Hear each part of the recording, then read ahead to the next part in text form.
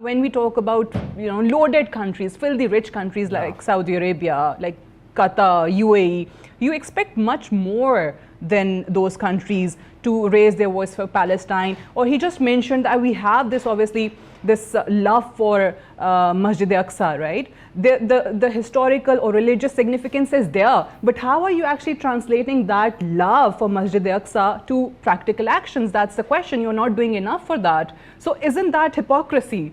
First, let's establish that, Mr. Rana. Before going to that particular question, let me give you a very brief historical background. The Ottoman Empire was ruling over three continents.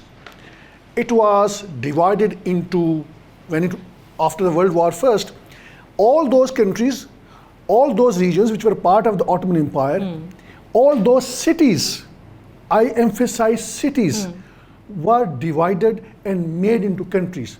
The reason being was to keep the Muslims united. That was a part and parcel of the West strategy. I think by and large they have turned out to be very successful. Territorial integrity on ethnic ground, on Arabism, and when you look at a broader picture within the teaching of Islam, that is called shirk.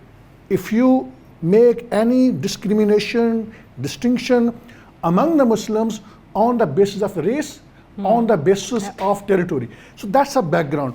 Now in a broader picture, the question that you have raised is very important.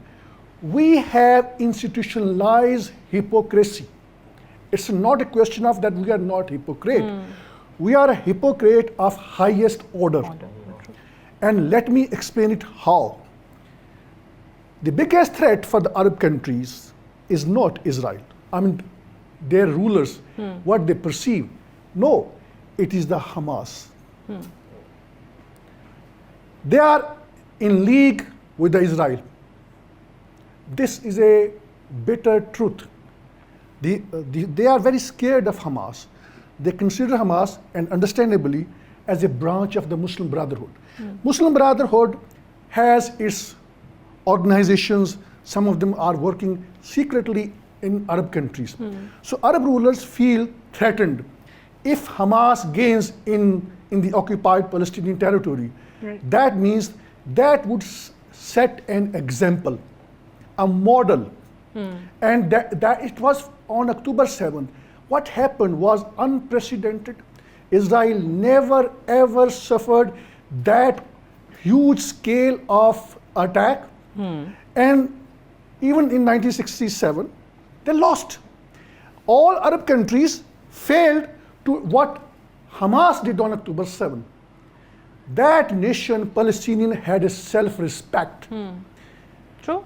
And even what US Defense Secretary of State said, that Israel faces strategic defeat. What does it mean? If Hamas survives, I'm not talking about that if Hamas wins. If Hamas survives, it is the strategic failure of Israel, and defeat to Israel. Yes.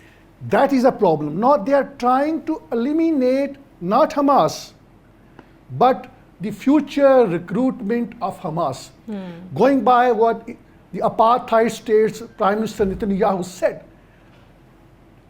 and other leaders said, they are giving biblical references to justify the killing of the children. Yeah, they do. They will grow up, they will become fighters, soldiers of Hamas, kill them, depopulate the Gaza. And there is a method in this madness. They are not trying to eliminate Hamas. They are basically pursuing their theological agenda. They have, the cover of a secular state. Israel is the only democracy in the Middle East. That's a complete nonsense. They are trying to make fool us.